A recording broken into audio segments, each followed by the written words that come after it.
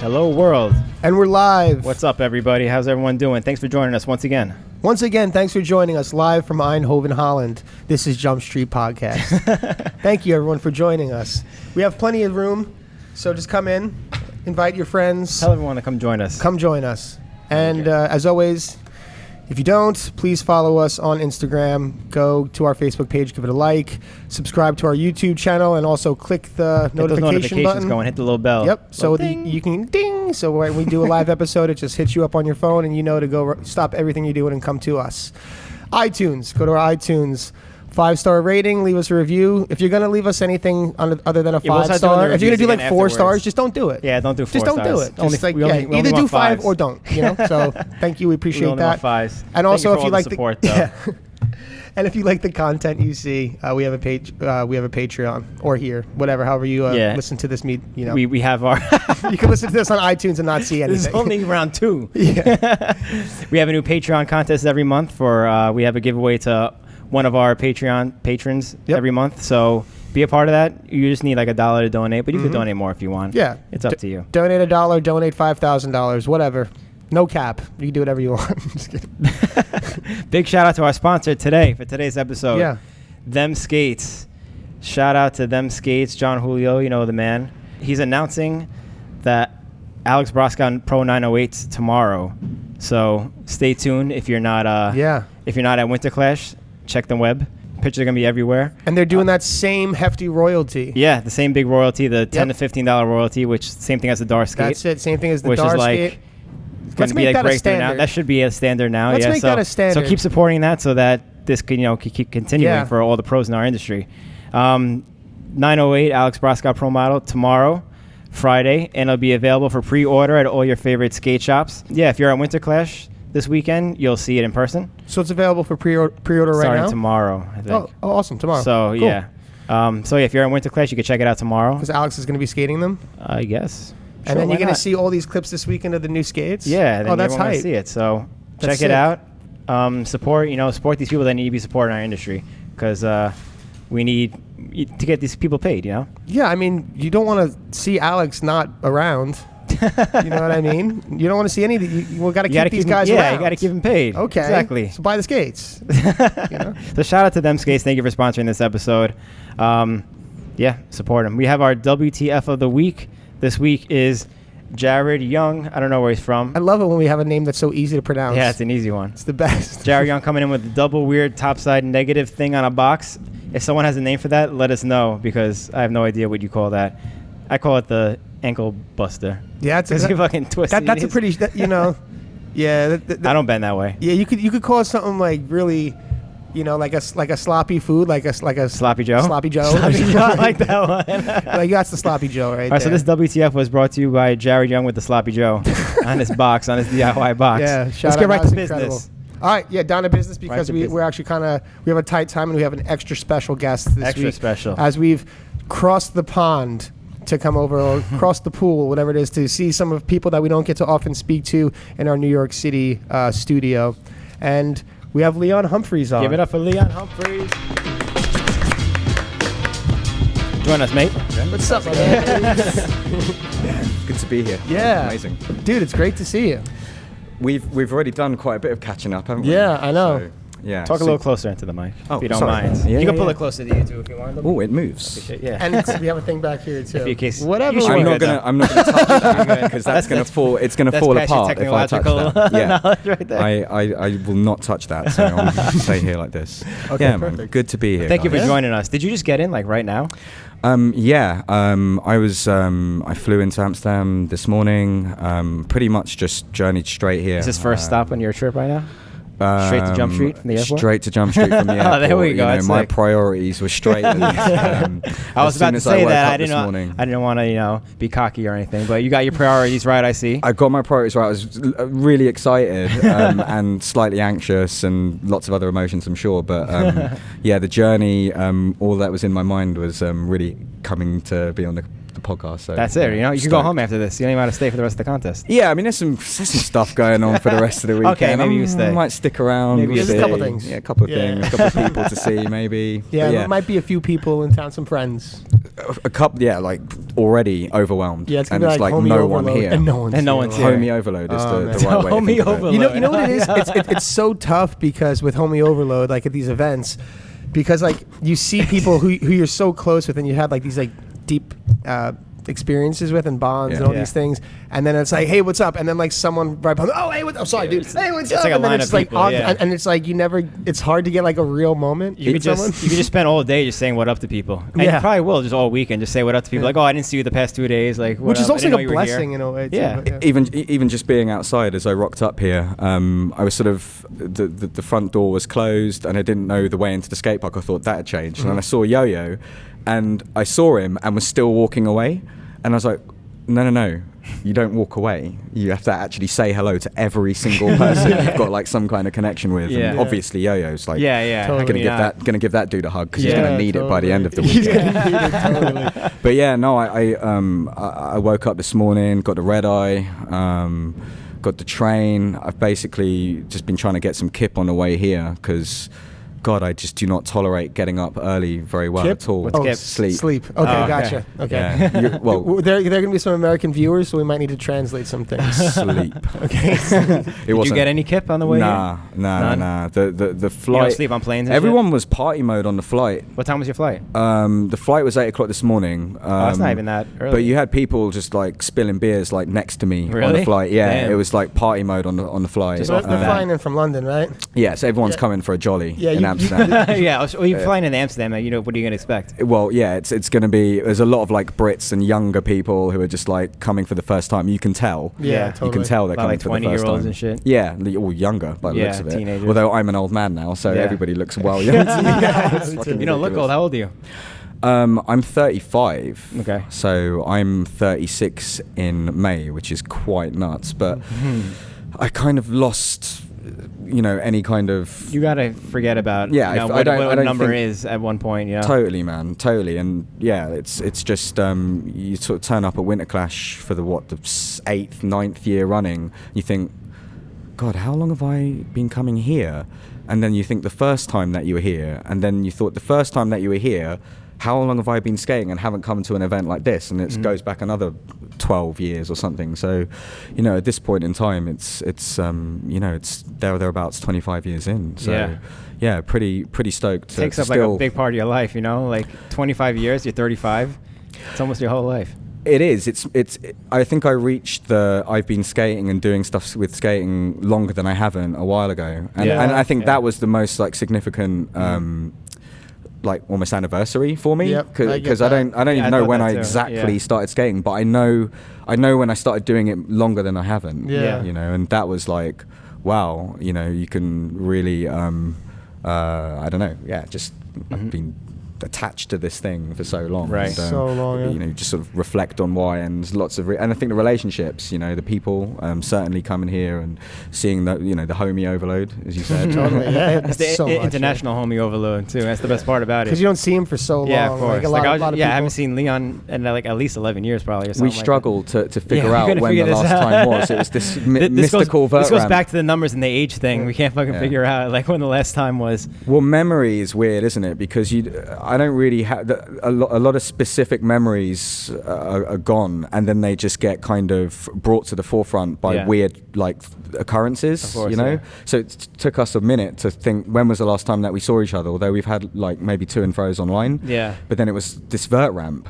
Yeah, I'm yeah. sure it was. I don't even remember a vert ramp. And you don't even It's remember the crazy. fucking vert ramp. So, we had to have some help. I from remember the somebody else. location. You remember the vert ramp, and that's about it.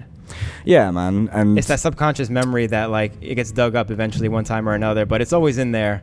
Yeah, you got to dig it up. You gotta dig. you got to Yeah. dig, man. You got to dig, and it's like you haven't got enough time to really have the conversations that you would like when it's homie overload. I Yeah, guess. no, So totally. quick. You don't get to. Yeah. In, So quick. in a way, you've got to just kind of just take it for what it is in that moment, and that's why it becomes really overwhelming, and you don't have a voice left because it's high intensity when you see these guys like at events like this, you know. No, totally. It's not like hopefully there's like those bits like afterwards, like after the whole skate event, if like you know everyone's coming down a little bit, having a couple beers, it's you know good seeing you people, maybe leaving like the next day, you kind of catch something, but like in the midst of it, you there's no shot for like those, how you doing, you alright, you good, like you might get like 2 minutes, and then it's like I quit like so much, it's like everyone's almost like kind of high in a way, because they're just like this general excitement. Totally. Absolutely, man. And I think, you know, the atmosphere that's sort of promoted at Winterclash really like supports that like intensity, and I think everyone just gets through it and, you know, just continues to like kind of maintain that like atmosphere, and I guess it is fueled by other things as well, you could say. But aside from that, I think it's mostly like the strength of relationships. Totally. There are guys who I don't even know personally, you know, who I've just seen here over the course of the last 10 years. Just like, hey, how's it going, man? You know, and that's cool, you know, and it's a great place to be. I'm really, really stoked to be here. It's funny, I know that exact vibe you're talking about, like, because I just now, I said, hey, man, what's up? Good to see you. I'm like, hey, dude, what's up? Like, 100%, like, did not know who it was. That happens all the time. But I didn't, and it's like, in my normal day-to-day nowadays, like, that's, like, not a part of it at all. Like, so it's just like, well, sometimes you know people from, like, I don't know. Well, when you haven't seen someone in like 10 years, they may look different. If it's been like 10 years and you've met someone once, like it's like, you know, it's tough. Cut us a break. Well, and you know, both of you have got like really kind of you know, you're quite distinguishable, and you've got like long, deep histories in skating, both sponsored riders, have like been in all of the media outlets of skating, have put together like legendary parts, you know, legendary tricks. Bro, you're the guest on our podcast. Thank you. Well, I can still big you guys up, because but that's what it is, and I think you know those are the sorts of conversations that, you know, I kind of love getting into, because ultimately, you know, a lot of these guys, you know, I might not know them personally enough to be like, oh, hey, how's the wife and kids, or something like that, but I would certainly know what kind of tricks they do and what they kind of communicate through their skating, and what kind of parts. And now it's like, what was your latest Instagram bit, you know? So it's a bit more current, and you can stay in contact currently with people who you don't know personally, and those are the areas where you can like connect with them and talk to them about. You know, really cool. That's a really good point. We were talking about that before, about like, you know, and I'd like to hear you kind of actually grow on that idea. Like, people like talking about, you know, it's skating is a form of communication. This is the way that we communicate with each other without speaking. And it actually reminds me of a time, like, before I met Dominic Sagona, I like didn't like Dominic Sagona. I was like, this guy's so cocky. Look at how cocky he is through his skating. I know some people like that too. Like do you know what I mean? And then I met him and I loved him, and we were like, how can you not love Dominic? Great friends. Yeah, exactly. But like, there's basically like a form of communication there, like, or like an expression or whatever like that. But you nailed it, I think, you know. And I think somebody like Dominic's like a perfect example of like a guy who goes the extra mile with his gestures and with his aesthetic kind of presentation to communicate something else. I mean, I know Dominic as well, you know, and I think you always associate Dominic Sagona with one of like the ideal, like ultimate styles in skating. Totally. You know, I think the technique of looking through the window with the soyal was something that was really like closely looking through the window. I never heard that. Like with the soyal, you know, like you just look through the window. Like, it's almost not like an alley trick. You know what I mean? I think it's a thing. Totally. I think it's a thing. I never heard that phrase. I think your body naturally wants to do it, but I think like, you know, guys like Dominic would sort of take it to an extra level, you know, and it would be a little bit more exaggerated. And guys like him are known for certain techniques of style, rather than the actual technique of doing the trick. It's the technique of style. Totally. You know, and he's a bit of an innovator and a torchbearer in that sense as well. Totally. You know, Yeah, definitely. I mean, hit and miss sometimes too. You know, I mean, maybe the t-shirts around the head and that kind of stuff. But he was experiment. He was willing to, like, and I think DL had that same thing. They were just like willing to like take these things, and if it works, it works, and if it doesn't, it doesn't. But like, when you take that approach, like, you're gonna really land on some amazing stuff. And DL actually, you know, and he presented that stuff through his skating, but he also spoke about it too, you know, because at the end of Brain Fear Gone, isn't it? That sort of long school line. It was funny actually, just on a little segue. Michael Briggs talking about Instagram, talking about like the sort of, you know, what are we communicating through skate media and through skate tricks and stuff like that. He's really really like interesting guy who puts together like really strange videos and cool tricks, and it's kind of funny. But he actually chopped together recently this sort of slightly sort of weird kind of sort of scene of like Dustin Latimer doing that skate line at the end of at the school at the end of like Brain Pig On. He like recreated it? Yeah, he recreated it, and then he spoke over it. No. And he was just like, yeah, like skating's like so meaningful. Did he say the same shit, or he said like? Was he meant to like mock it, or was he? No, I don't think he was mocking it. I mean, I think like at the time when Dustin came out and started speaking about skating being this like form of expression, and there's like communication nested in your body's form, and that it's just freedom of expression, and you know that these like themes in skating that like at the time we kind of took the mick of that a little bit. I remember just thinking, maybe our crew, the guys who I was skating with, certainly took the mick out of that a little bit and thought it's a little bit pretentious, or what are you talking about? You know, how can skating be something like that, something deep like that? You know, and I think it just took years and years of further practice to like even get, and shows how ahead of the time somebody like Dustin Latimer actually is, because you know I can totally resonate with those sorts of ideas now. And just to speak on like the window thing, like looking through the window, and I think it's people's gestures, right? So like your body language and how you gesticulate and gesture, you try to make a point, you know, you accentuate the point with your hands, right? Or maybe with your facial expressions, with your eyebrows, whatever. You've got dimples, you've got wrinkles, whatever it is, you know, and you accentuate points with your body, basically. Totally. So, you know, the cool thing about skating is you can kind of accentuate you can accentuate what you're trying to say in this really ambiguous, abstract way with the certain gestures that you incorporate in your tricks. So for instance, I could take you, right? Something that I think about you all of the time, like you might land a trick and you just flick your hair, right? It's just something that I think about with you when you like bust a hammer or some shit, you know, just like fuck this shit, you know, like, and that whole like fuck this shit, you know, like it's just that release of doing something that was either potentially dangerous, you'd thought about loads, you know, you'd built up in your mind, you'd made this trick bigger than it maybe was. Right? So it's those gestures that punctuate the significance of the trick for you, the rider. And I like to look at that kind of shit when I watch skate videos and I watch people's sections, because that's the communication element of it, that's the subjective element of it, because you can take away what you want from somebody skating. It's not just a trick. Totally. You know, it's a language in a way. I mean, what else is it? You know? It's funny because like first of all, like that's, you nailed that, like right on. But yeah, like definitely.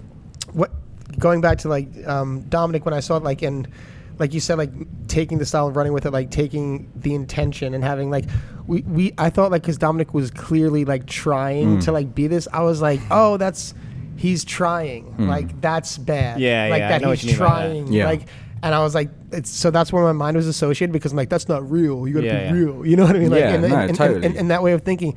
But like you said, like with DL, when you're like, oh, you started understanding, you're like, I was like, oh, like I get it now, because like that actually applies to all these different things. Like in the same, like you could apply it to like, you know, music, like in terms of like getting technically good, between just like accenting and just being like, kind of making that thing be seen, like, you know, whatever. It's hard to describe, but just like making that thing be like, this is like what I'm doing and how I'm doing. I don't know. It's that flavor. It's that expression. Like it's that. Yeah, and sometimes, you know? and sometimes you've just got to like challenge the ideas of what was. You know, and another guy, you know, and that's what it is. And you know, everyone talks about progression and evolution, and you know, that's not just doing, you know, difficult, technical, dangerous tricks on said kink rails or down rails, you know, rails, whatever, right?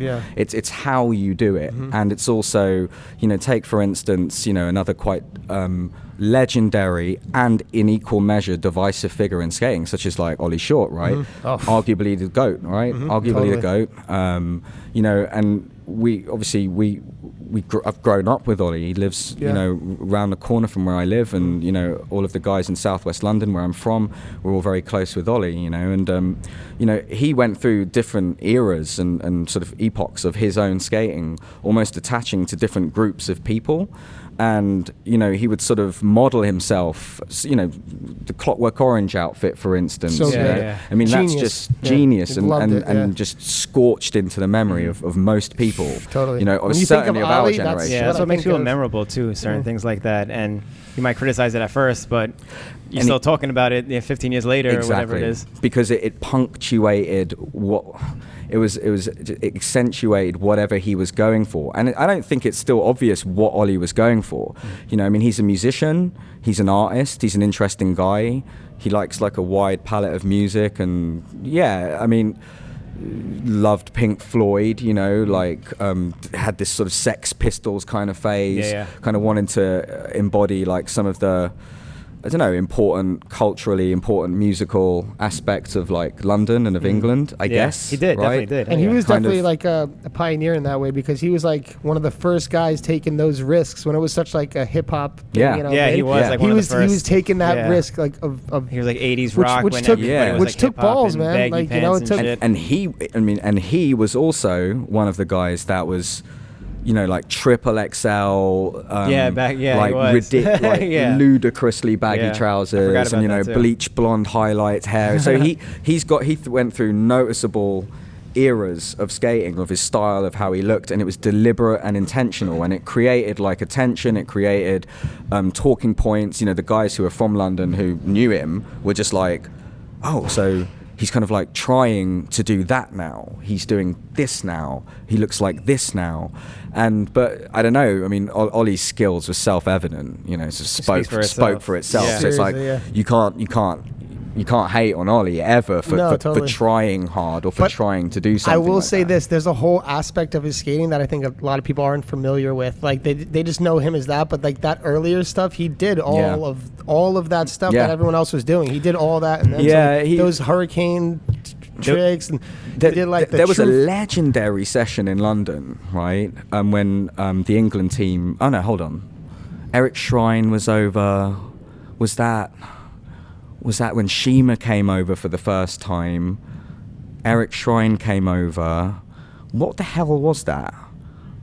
See, that's that memory That's thing. throwback though, Eric Shrine. There's only so much space, and we have all the experiences we're just shoving The in. point being that there was this really, really famous session that went down in London where, you know, you had about 50, maybe more heads.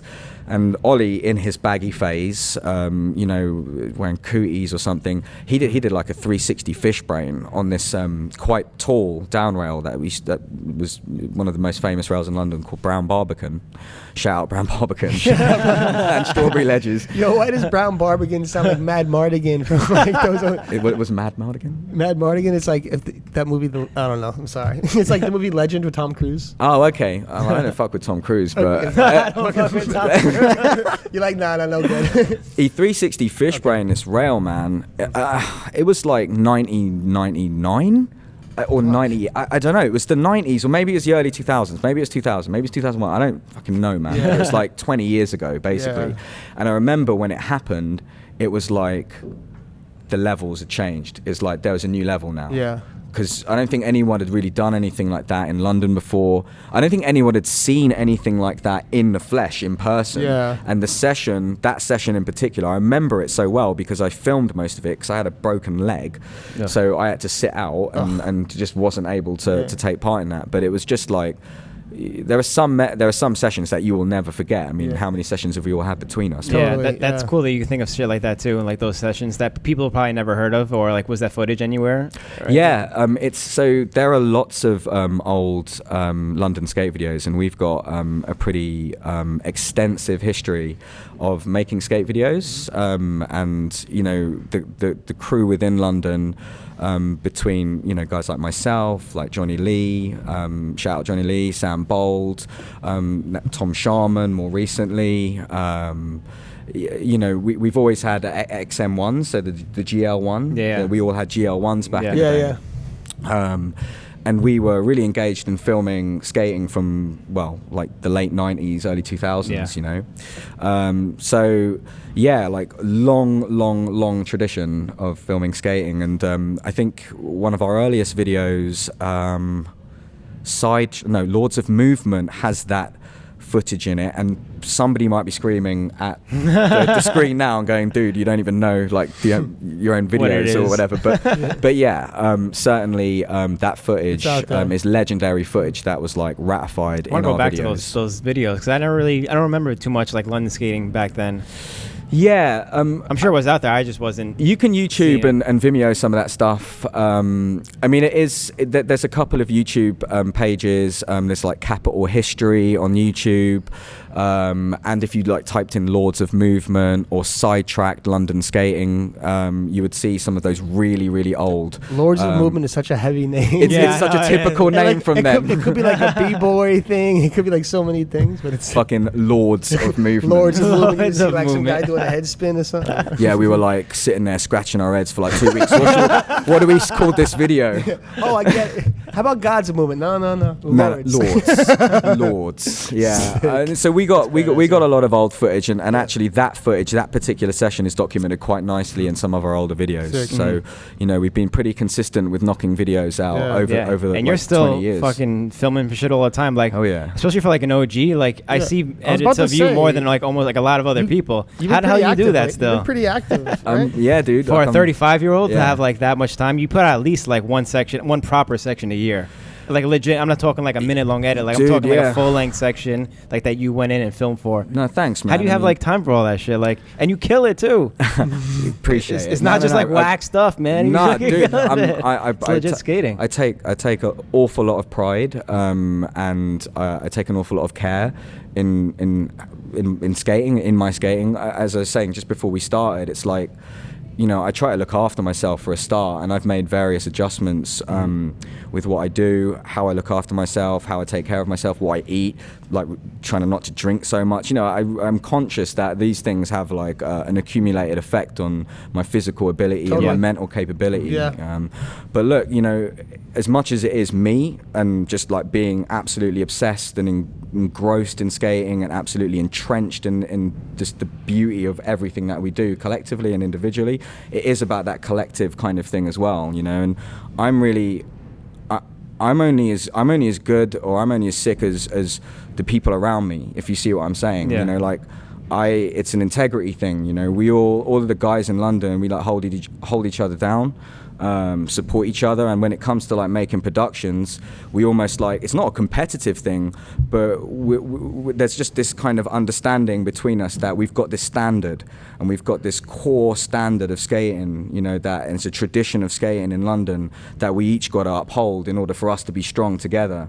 And various different projects come out of that, you know, different VODs or different like individual projects, like, you know, Dom West, for instance, you know, our amazing talented friend Dom West, who left London some time ago but has a deep affection and a deep connection with London, you know, and his projects, I mean, you know, they speak for themselves. Really, he's one of the best out there. So if somebody like Dom approaches you and is saying, hey, look, dude, I think it'd be really cool if we worked on something, you know, clearly I'm just going to be overwhelmed and absolutely positive about, you know, putting my shit on the line to make something amazing with Dom. And, you know, I think we worked on something quite recently together, the Perspectives piece, which the whole crew took part in, but myself and Dom ended up sort of talking, recording some audio and trying to sort of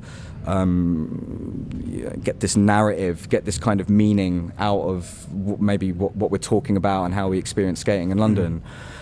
Personally, like, you know, as I said, I take care of myself, and you know, that communication part of skating, how I make sense of myself, how I make sense of the world, is deeply nested in my connection with skating and how I experience my body and my mind.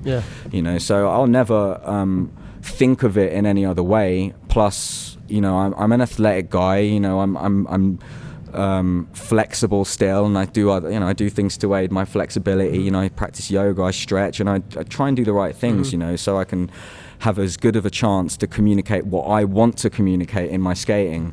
And I just see so much amazing stuff going on in the skate world that it just gives me all of the energy and the motivation that I need to work on ideas and fuel the fire and just work on ideas, because skating's ideas as well. It's just ideas, you know, and it's like it's a way to exercise your intelligence and your IQ and your spiritual energy and all of those things wrapped in one. So I think, going back to the people around me, as I said, you know, I'm only as good, I'm only as strong as the people around me, and you know, I just so thankful to have the homies who are interesting, talented, incredible individuals, creative individuals in their own right. You know? So I can't really complain about the way things are back home. You know, it's just amazing. It looks like everything's working out, because everything you guys put out is like amazing. Every time I see an edit from you guys, it's like London's still holding it down. Yeah. So you know. As I said, there are like within London, because it's one of the biggest cities in the world, you've got different things going on. So even like recently, we went to one of these amazing skate parks the other day, Corby Skate Park, and our friend Joe Harvey, shout out Joe Harvey put together this just kind of short edit of us skating in the skate park, you know, and then Joe thinks, you know what, like guys, I want to come out and maybe and film like a legit section, maybe VOD kind of thing. How are you guys feeling about that? Sick. And this all transpires over like WhatsApp, basically. You know, like WhatsApp groups and stuff, which is, you know, that kind of how social media like synthesizes the evolution of skating. It's like we're sharing vid caps, images, equipment, single clips all via WhatsApp, and then that's like the kind of breeding ground for like the newest projects, you know, and that's where the ideas get put out. That's pretty cool. It's a cool way to do that. I never done that. I never heard about people doing that either. Well, it's just you know, I guess it's one of the easiest ways for us to communicate with each other, and the application allows like, you know, the easy sharing of all of like the relevant skate material. You know? It's so much easier now than it used to be. It's easier now than the GL1 days. The GL1 days where you're just sitting there with a firewire, just like hoping your GL1 doesn't eat the tape, because the decks were so bad in those things. And me and Johnny Lee, you know, when we first made Lords of Movement, we sat in his living room just recording, made like, I don't know, like 100 VHS recordings, just manually recording them throughout the night. It just take forever. Sticking like the stickers on the VHS cassettes, you know, and sort of doing things really analog. And, you know, we've come a long way. But with that being said, Johnny Lee has been the guy who's sort of upheld the standard definition VX 1000, VX 2000 aesthetic within our scene as well, you know. And I think there's a lot to be said about his influence, his long-standing influence within our group, you know. I mean, I was about to say, it seems like a lot of the guys that you started skating with are still going. Yeah, man.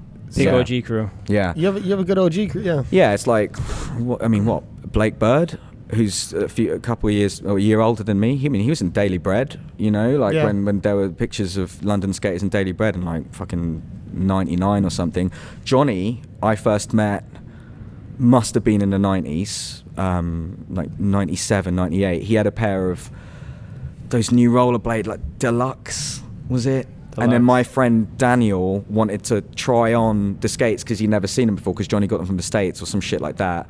And then that was the first time I met Johnny.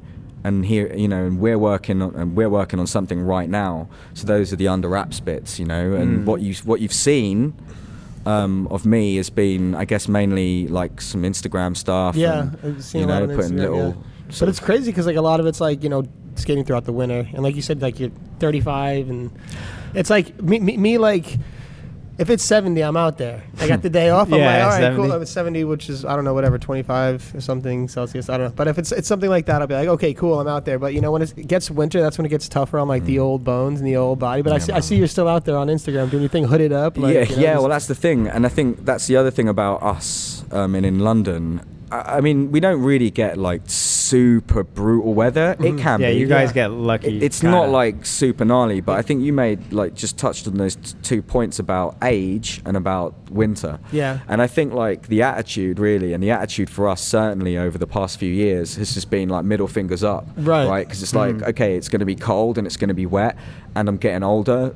Everything points towards a slowing down. Right. Everything points towards just not being able to function at the level that you want to because you've got too much resistance from the environment, from your bones creaking and all of that kind of stuff. And look, that will come to all, right? That shit will get on top of you at some point, and you'll have to revise the way that you do things. But I feel like right now, and we've been in this groove for the past few years of almost going to work more so in the winter than in any of the other months, because it's a way of fast forwarding to the summer as well, because if you get it done in the winter, you sort of almost that kind of I'm going to resist the things that naturally should wither you away, and then all of a sudden it's spring and you've got that amazing feeling again. Love it. That spring in your step. And now you're already ready. You've been training all winter. And you're sharp to go and have those like super ideal times. But the winter's super ideal as well. We'll kind of eventually everyone's just like, oh fuck, let's go to a pub or let's go and get a meal. We go for meals together, and then go and then we can reflect, and then we can think like, you know what, we're kind of fucking rad for going out and like smashing shit up all day while it's like really cold outside. Oh yeah, that feels good. Like when we skated the other day too, I was like, damn, that felt good, because this is the most I've skated in the winter in a long time, because we finally have no really proper indoor parks in New York. Right. So I think we took advantage of that, and we were all like, if I'm not skating the indoor park, I'm not going to skate at all, because like I could just be warm in the indoor park. But now that we have nothing, we're kind of forced to skate when it's like above like 50, or whenever we have like a somewhat nice day. And it's like, do you really want it? It makes you question. Yeah, and it kind of feels good. Like I'm not going to go out in the snow like I used to when I was a kid. I'm not going to shovel out a spot. I'm definitely not doing no farmer shit. But like when shout out farm. Yeah, when there's no snow on the ground, then it's somewhat decent. I don't mind putting a hoodie on and going skating. It feels good doing that shit again. When it's fucked up cold, but there's dry patches. It's just like, and we got a rule like, in my house, shout out Beeford, by the way, Beeford fam, what up? But if our patio is like got just a speck of dryness, it's like it's dry in city, because we call the area that we mostly skate in London city. Right? That's how we refer to it. It's the square mile in London city, and I guess that's part of the sort of like the inspiration for Bank, and that's the thing that we've kind of been working on for like the most recent like skate video projects that I've been working on with my friends. The kind of, I guess, the platform that stuff's coming from is Bank, and that's like the center of city, and the meeting spot of the whole time that we've been skating city. So it's a bit of a nostalgic feel with everything. Bank's the actual spot. It's like Bank Station. Is it and like it's the Bank of England? The what's it called? Clockwork Orange banks? No, not at all. Big old ones. Okay, so sorry. See, those banks. Those Clockwork Orange banks. I want to skate that. That's why it's fucking incredible. I don't remember people skating there. Yeah, well, in this new part that I'm working on with Johnny that I just alluded to, we've been working on this thing for maybe a year and a half. Damn. So it's the primo of the primo shit that I can do, man. It's like it's the ultimate.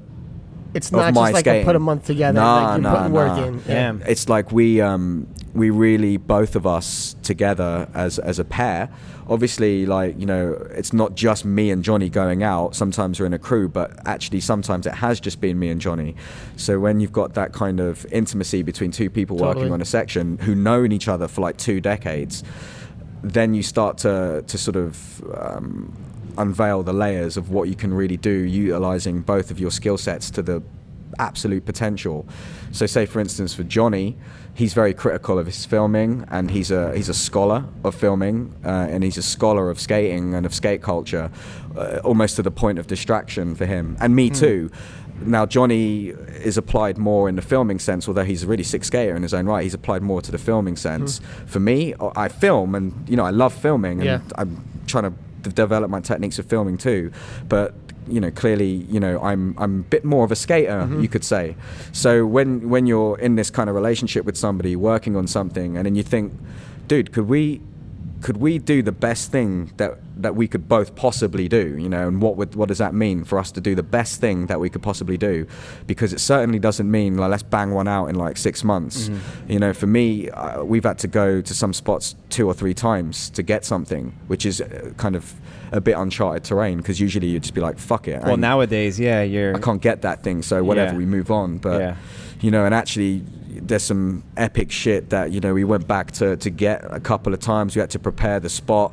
You know, we really had to put in work to make sure that some of these moves actually came out, and that the filming was on point. And I mean, we both know what we've got, and both are really, really excited to finish this project up. And for me, it's going to be certainly the best thing I've ever done in skating. Is it coming out in a video or VOD or what? I think it'll be a VOD. Do VOD. I'm excited for that. VOD. Yeah, you put a year and a half in it. Do that. Get some money back from that. Yeah. I mean, and it's not just that. And I think, well, Johnny has an affection for charities and certain mental health charities, and his past VODs have donated. So that's a really cool model as well, to sort of say, well, you know what, there is a market for VODs, and there is, and that's really cool. But actually, there's this sort of charitable, noble element to it as well. Yeah. And you know, I'm a mental health nurse. I work in mental health at home, so I'd be more than happy to discuss how we're going to do that kind of thing eventually with the proceeds from this VOD. But I just think there's a market for it, and I think, you know what, we spent 20 years just working on skate videos, like putting shit out for free. We put a lot of shit out for free without even thinking about charging or whatever, you know. And it's a weird terrain. It's evolving, it's developing, and you know, there's some really, really incredible projects that have come out for VOD. Some have been really under the radar. You know, like fucking shout out fucking what are those guys from like Pittsburgh? You know, like RK Parker and Refner, and you know, the homies who just destroying Instagram as well. You know, they put out a couple of little VODs that are only out for like a month, and then they put them out for free. You know, so the models kind of like put it out for a month. Look, we probably need some new cameras and shit. We probably broke a bunch of lenses getting like that close to the fucking skating. So and the equipment thing's another thing as well, because you know, I've already decapitated one of Johnny's cameras. You know, so that's the thing. I think that's where, like, you know, the VOD money and these things don't go toward like people's retirement. It just fuels the next section. Yeah, it just keeps it going. You know what I mean? It just fuels the next project. Yeah, it just keeps it going. going. The thing with not to go on too much, but the thing about VODs is there's such like a platform for it now, and it's such a thing, and like the video itself seems like almost, unless it's like for a company, it just seems like it could be. Yeah, it's just like seen less than the VOD. The VOD is like always gets like more attention because it's like a specific highlighted person, like one specific. And you'd be like, oh, cool, I get to like go direct to see this versus like, I don't know, other things that may be like long 45-minute commitments. Like we have like shorter time spans nowadays, so we're like, oh, cool, 5 or 10 minutes of this. Boom, and like you know, a year and a half worth of work, or like by the time you're finished, it might be longer. Well, like, we were talking about being deliberate and being intentional, and you know, like skaters like Ollie Shaw or Dominic Sagona, like having a certain intent, and they've conceptualized how they want to present their skating. And I think at that time, certain people were challenged and affronted by that, right? But now I think people like the idea of you having more intention and more deliberate focus on a project. It's way more appreciated. It's way more appreciated, and that's the market. And then now, you know, if you're going to do a little bit of promotion, you're going to, you know, have your Instagram account that's linked to the project that has like, you know, whatever behind the scenes B-roll or just tricks that didn't make it in, throwaway, you know, all of this kind of stuff. But I think, you know, that's the kind of that's I don't know, it's just a cool bedrock, you know, for like intentional, careful projects that are just fucking the best pieces of work that people can do, you know, and the best pieces of film work that people can do. And, you know, that's what you want to do. And shout out fucking Carter LeBlanc as well, you know, like shout this motherfucker out, because, you know, it's those pieces of work that just you just fall in love with, you know, because it's the music choice, it's the style of filming, it's how, you know, somebody like Carter and Johnny and the other like top filmers are able to like coordinate and dance around their subjects and like be symbiotic with their subjects, you know, and just create this complete other meaning when you're sat back in your living room and watching it as a skater, as a seasoned skater, and I'm just thinking about weird shit when I'm watching this. I'm thinking about amazing shit, and I'd love to go skating, and this is really inspiring, but you just wander off into some weird spaces when you're watching like a really meaningful piece of work. No, it's like so much more, like you were saying, like with the intention and like the direction, like, and people getting older now, the fact that like everyone's getting older, like they're getting better at their other things that they do. So like, for example, Dom West, he's like went from, I'm not sure, I would assume being a young guy filming skating to what he is now in the craft, and then taking that skill and crossing it with, and you just see that happening on so many different levels in skating. That just makes like the presentation so much better on multiple levels. Yeah, everyone's growing. I mean, everyone's skating styles are growing. You know, everyone's skating's maturing. You know, the way people are filming, everyone's ideas are maturing too. Yeah. It's not just a bunch of kids going outside anymore with a camera and just more pointing refined. it. It is more refined. And we know where we should came start from. out now. And like you said, the intention as well too. Yeah. We know where we came from, man. Like we know that there was this sort of era where we were just out pointing and shooting, and we were just kind of out Figuring capturing it it and laughing and just basically just catching jokes, you know. And obviously, and that's what I was saying. It's like, how good can we do it? You know, how good can it be at this point? Because we're almost at an apex point of experience and of our ability to execute. You know, and I mean, as well. You know, you're a photographer, and like, some of the images that you capture now are like absolutely stunning. But that would have been from the bedrock of just being involved in skating and wanted to definitely is. Watch your skating back. Yeah. You know, and just capture something and reflect on it. You know, it's really it's a cool It's a good time, man. It's a fucking cool time. It's like.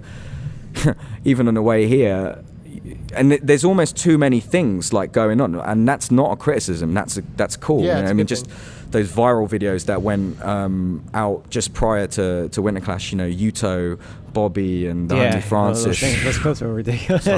Yuto is so good, dude. It's insane.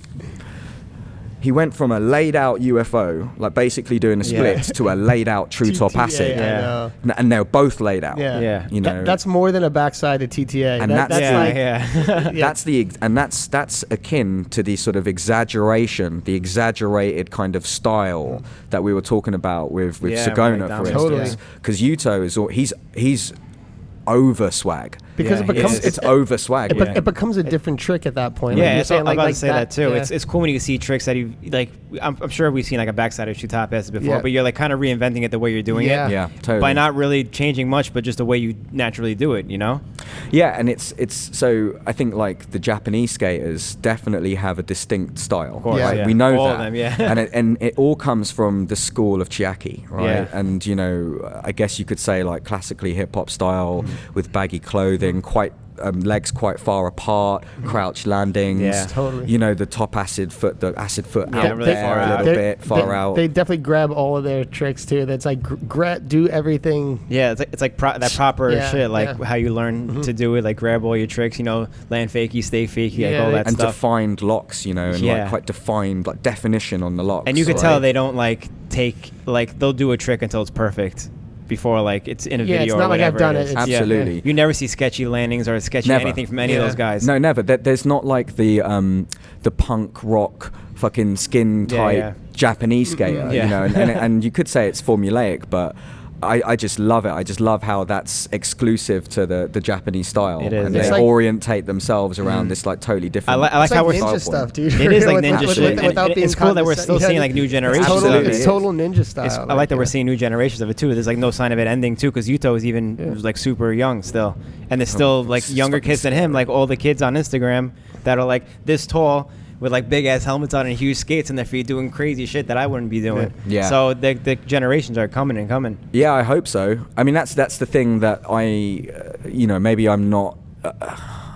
I don't think there's not like mass amounts of like young kids in London, so I rely on being on the internet to see whether there are younger kids skating, and I know like the Japanese guys, the Korean guys as well. Right, because I live in my family home's in New Malden, and shout out New Malden, shout out home, shout out mum, shout out dad.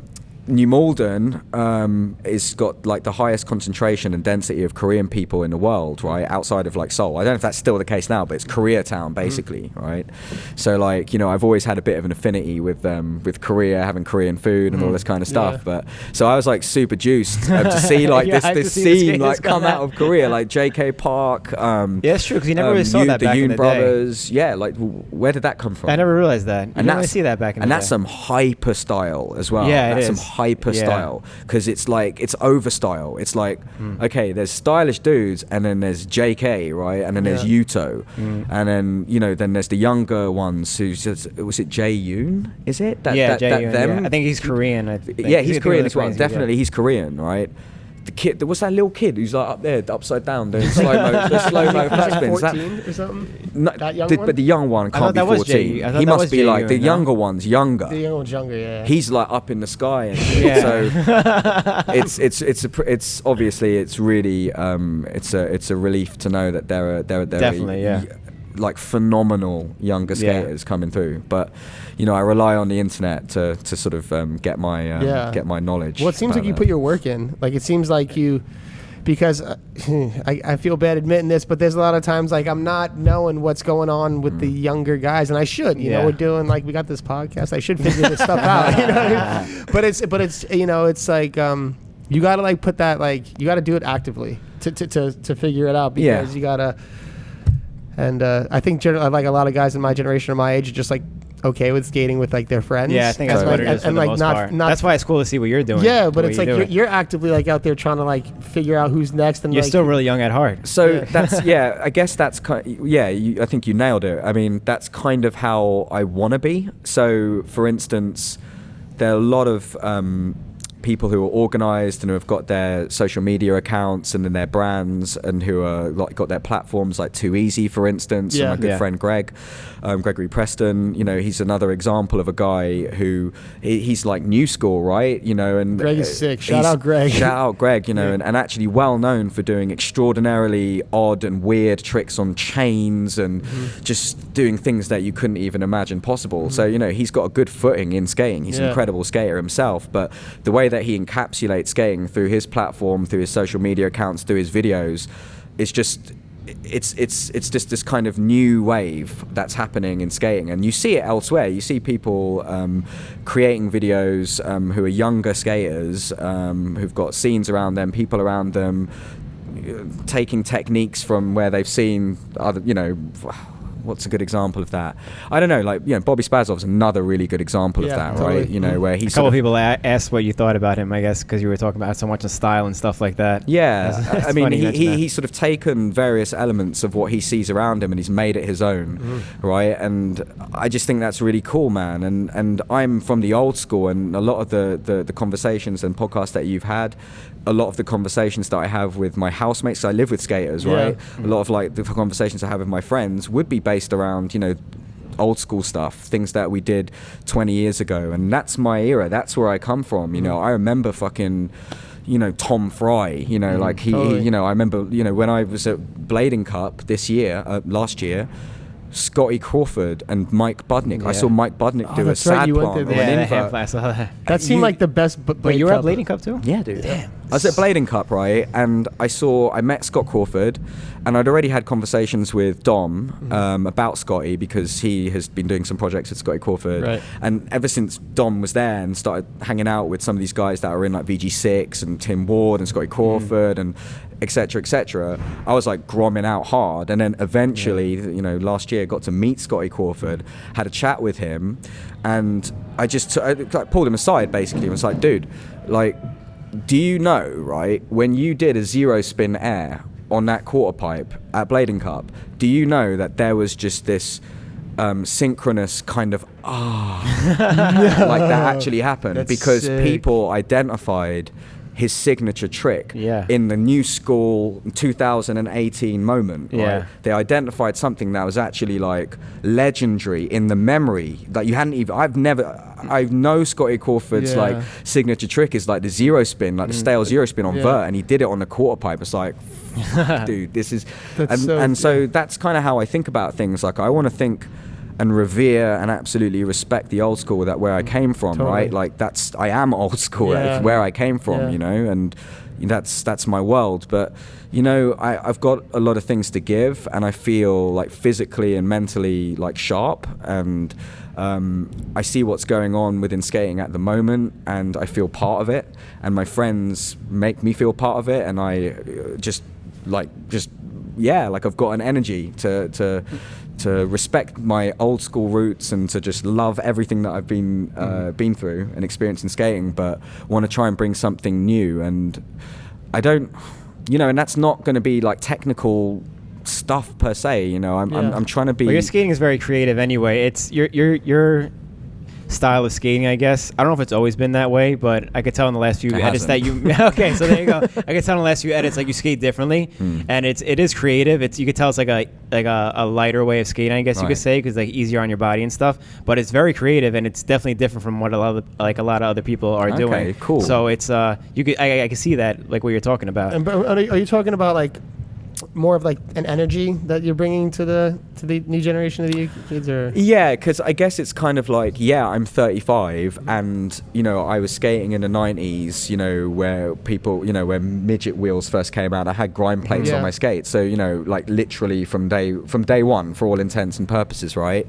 And I think there's a feeling that like the golden era of skating has happened and it's gone, and that we'll never get back this time that was like the absolute embodiment and ideal version of skating, right?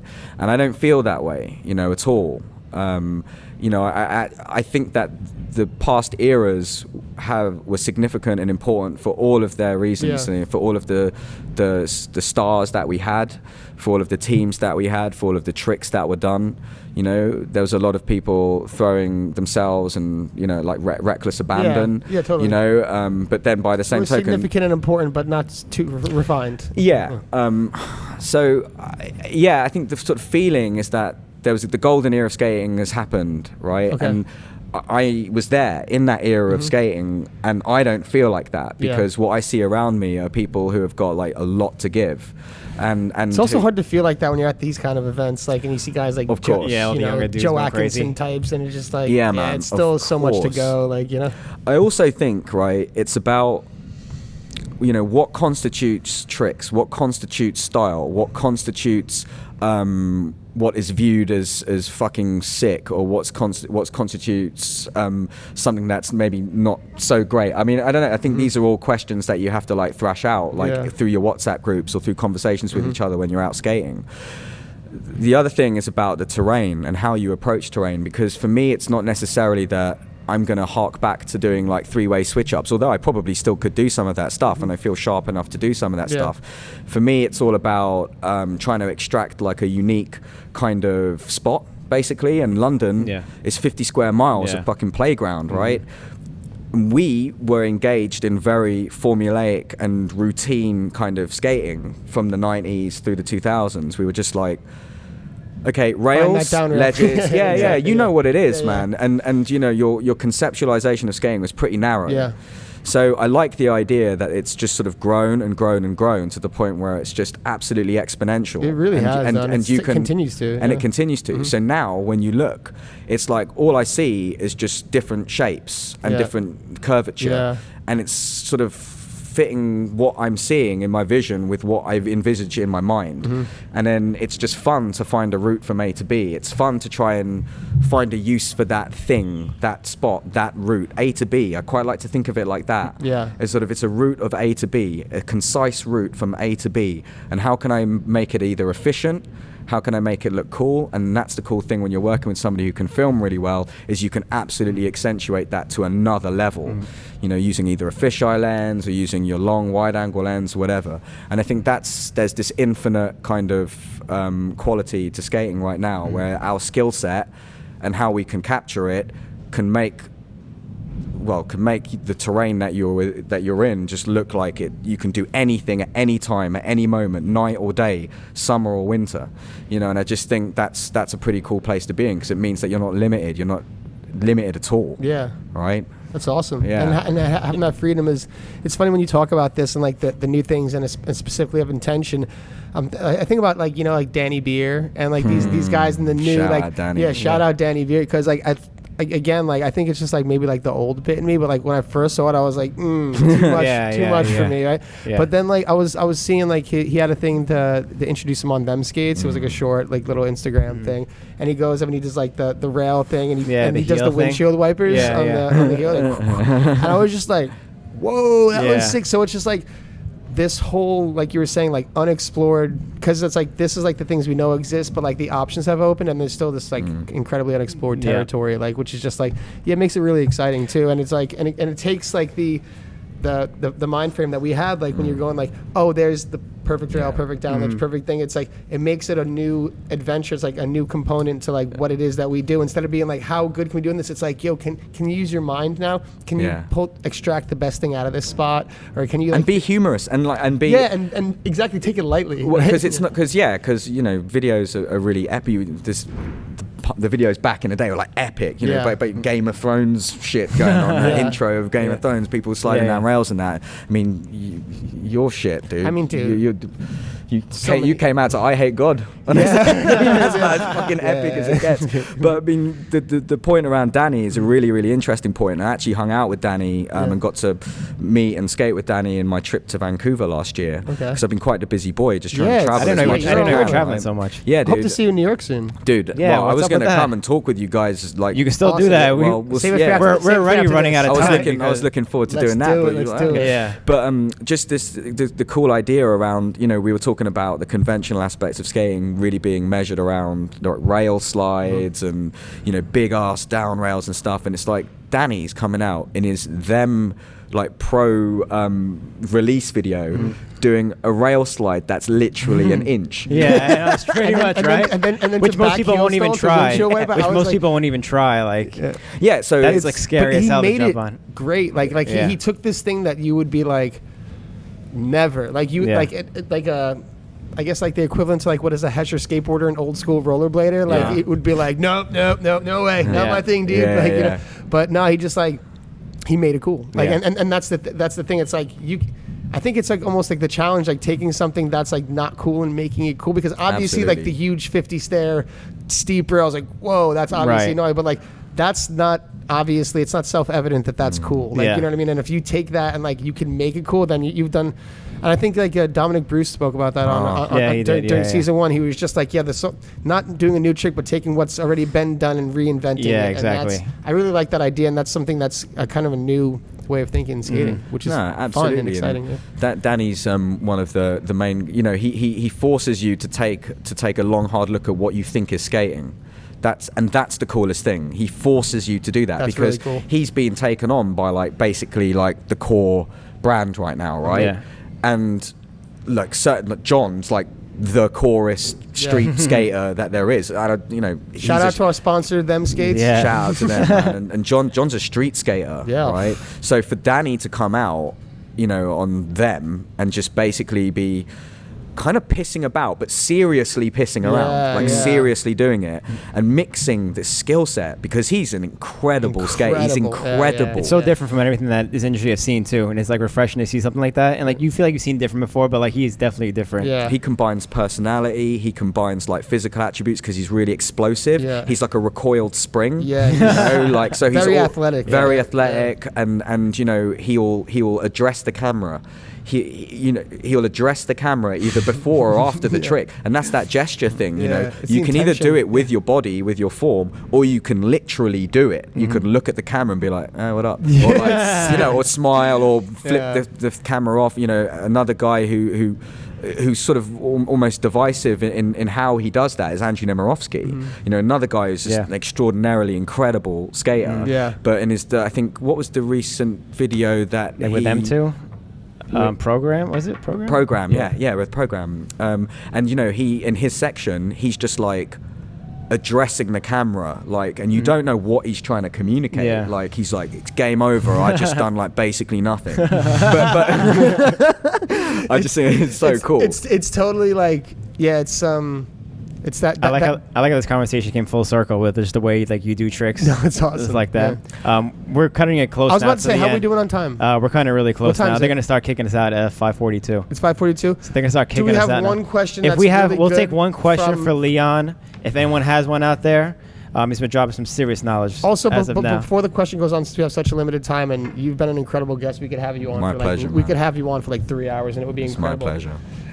We're wrapping. So yeah, See, we're we getting got- kicked out here. So we won't leave with the question. We're waiting for a question, but is there anything that you'd like to kind of like say to impart on the community, because I think you're a brilliant man. orator. Look, I just I've really enjoyed being on the podcast, and I think I would just shout out my family, my partner Joe, all of the homies back home, and just really pleased of the way things are in skating at the moment. I think everybody across the world is holding it down, and creating incredible things, and just like really supporting the beautiful culture that we have, and the techniques and the style and the way that we practice skating is just going to grow and develop, and I think that's just the best place that we can be. So that's all I would say, really. Yeah, Cool. Well said. Yeah, good I want to shout out to our sponsor one more time. Them Skates, thank you so much for supporting us. Check out the Alex Broskow 908 Pro model being released tomorrow. Check that out. And Leon, we got to have you on Definitely. again soon. I'd like to, man. Yeah, I'll come and see you guys in I NYC. think at this point, I think you should even have your own. I know when podcast. you're coming back to New York, we're definitely gonna have you on. Totally. I'm So we'll talk coming, about this man. a little I'm later. gonna come and check you guys out. So we'll do it. 100%. If you come, Hell you're gonna yeah. check us. Well, yeah. Or else I'm offended. Yeah, I'll get in this offense culture too, man. I'm dude, offended. dude, you should be offended. I'll come. I'll be coming to stay with you guys. Oh, Leon, thanks for coming. Yeah, thanks for We coming. appreciate it. Looking forward to spending the weekend together. Everyone else, thanks for watching. We'll see you Thanks for soon. watching. See you soon.